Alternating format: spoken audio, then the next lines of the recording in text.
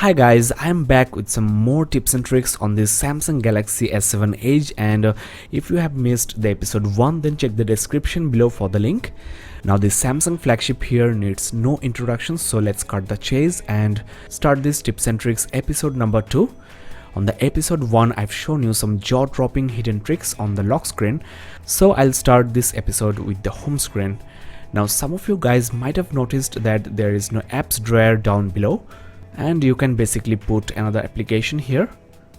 So what is happening? Well, this is something Samsung is experimenting on this device, and all the applications are actually moved to different home panels. It's somewhat like iOS, and if you are switching from an iPhone to this S7, then you might find this interface much familiar.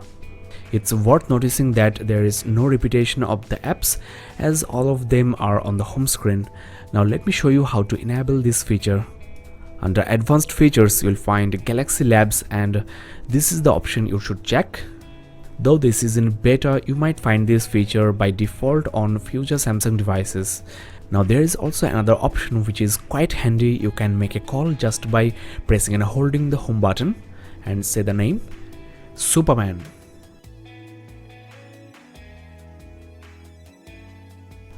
So the phone is making this call, and I think Samsung should actually enable this feature by default.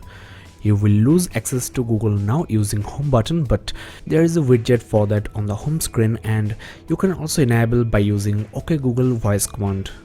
Now you install hundreds of applications into your smartphone and you barely use almost half of them, but those applications are always sending you notifications and running in the background, consuming data and battery.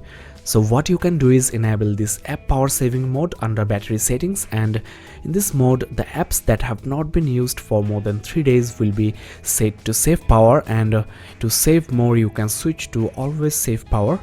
If you wish, you can change the auto power saving delay to 5 or 7 days. Now the standout feature of the S7 Edge is the curved screen, and if you love to show off, then this is something you will like. In addition to that, Samsung has also added some extra software features to make the best use of this curved display. You need to just swipe this small strip here and you get some Edge panels. First of all, I have put this data usage option, and a 2 gig warning has been set as well from the data settings. There you get the RAM status. Samsung devices are always eating up lots of RAM because of the heavy TouchWiz interface.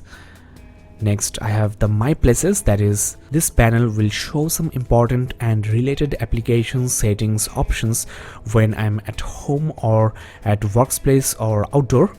There you get the full details. You need to set your home and office addresses first.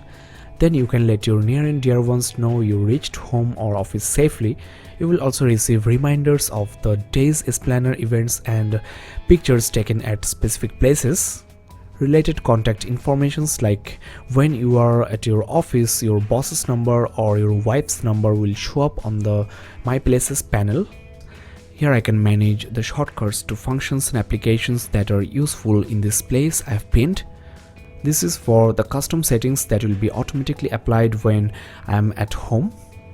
Now the My Places panel is ready, and I'm currently outside, so these are the applications I'm getting. I can of course customize this as well. There we get the apps Edge, that is the frequently used applications, and this task Edge is actually quite interesting. You can pin, that is place shortcut to a specific function in an application. For example, a selfie option has been added, and you also have auto take pics, panorama shot, alarm, and contacts shortcuts, view album, view items, open new tab on the browser, create memo, send message, use dial pad, create new planner events, etc. So quite a handy list here. Up to 10 shortcuts can be pinned. Next you get the People Edge, that is your 5 favorite contacts, and you can make a call or send a text right away from here. Any notification from these contacts might also show up here. Now as you can see at the bottom, there is an icon which is basically the on circle icon. If your friends have joined this on circle, then they will appear here. Well, after this People Edge, I have put a quick tool which is basically a compass. Works just fine. Then you get the Yahoo News, and Also Twitter feeds. You have to actually download some of these panels, and I will show you how to do that in a minute. There you go, the feeds have been loaded, and no need to open the Twitter app anymore. You can check that right from here. From the Edge panel settings, you can remove some of these and also rearrange.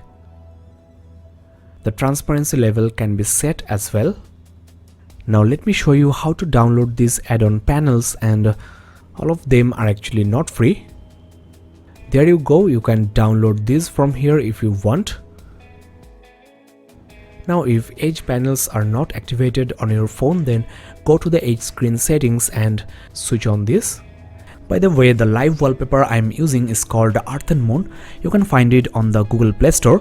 I have another channel called Gadgets Portal Play where I show this kind of things like live wallpapers, games, applications for Android, iOS and Windows phones, so check that out. Now guys, let me show you some handy tricks on the notification center. Just double tap at the top edge to get the notification center instead of swipe, and the 2-finger swipe shows all the toggles at once. Sometimes you get really annoyed with the repeating notifications, so just press and hold on the notifications and you get the details app notification settings. You can disable notifications, or if you want you can set as priority, that is push the notifications at the top of the notifications list and also allow them during do not disturb mode. You can also allow previews in pop-ups and also hide on lock screen, or at least hide the content to maintain privacy. There are more settings and options you can try. You can also directly go to the settings menu and hit notifications and disable the notifications for all the applications you have downloaded. Under advanced notifications, you get the detailed settings I have already shown you. Now you can also access these settings from here. This is a shortcut to the notification settings. Now if you are a Samsung user, you might also know about this quick connect feature. Once you pair your Galaxy S7 or S7 Edge with other compatible phones, you need not to turn on Bluetooth, Wi-Fi or NFC. Your device is always ready to receive files, only keep the screen on. You can also make it visible to all or to your contacts, or only when the quick connect feature is enabled.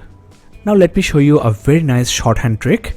If you triple tap the home button, you can shrink the whole display, or you can enable this phone to go grayscale.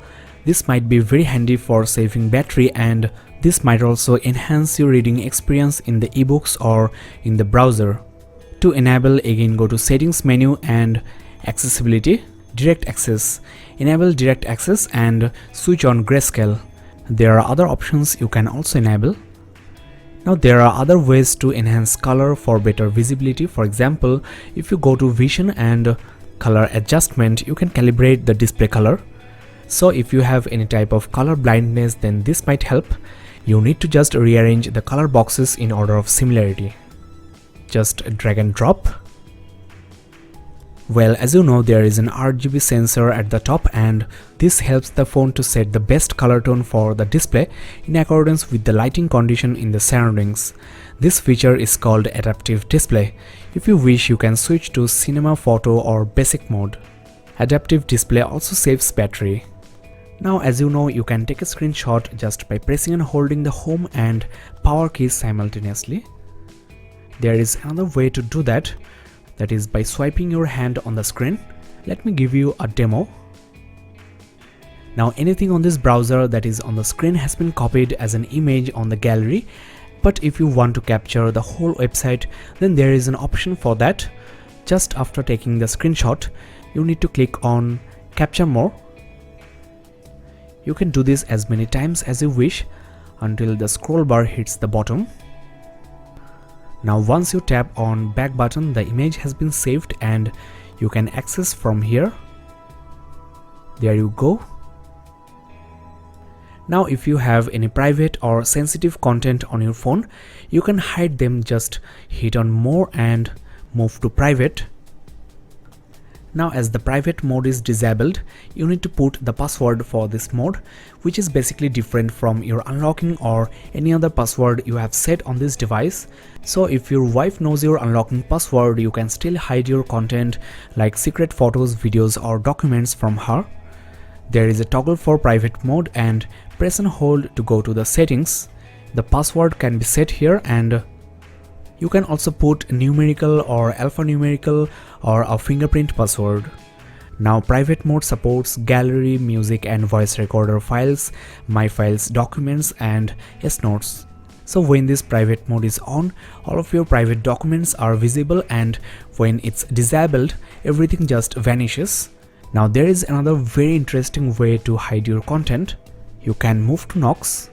Samsung MyKnox offers enterprise level security for your hidden files, and again the password is different from your unlocking or private mode password. In fact, the mechanism is also completely different. You are basically maintaining two profiles on this device. All the phone's applications can be added to the MyKnox, and it also supports third-party apps. These applications are locked with a password, and whatever you do here won't affect the system applications on the phone. For example, I have taken a photo of this hand and this image is only visible on the MyKnox gallery. If you check the system gallery, it's not present. So this is how you can maintain a secret life, or you can just separate your work and personal life. It's like a phone within a phone. You can also exclusively download apps into Samsung MyKnox, and you need to log into your Google account from the MyKnox Play Store once again. You can lock immediately or a timer can be set. The lock type can be a pattern or a password or a fingerprint. Even a two-step password can be set. So once again, a great feature on your Samsung device. You can directly download MyKnox from Google Play Store or hit the Smart Manager device security and install MyKnox. I also want to show you that the MyKnox storage is separate. Well friends, we are at the end of episode 2, and as usual the episode 3 is already live on Vessel, so if you cannot wait, you can check that out and it will be uploaded into YouTube within a week. So make sure you are subscribed, and if you have found this video a little bit helpful and interesting, then please consider sharing it with your friends and family. Thanks a lot for watching guys. This is Shukesh Panik signing off. Have a nice day.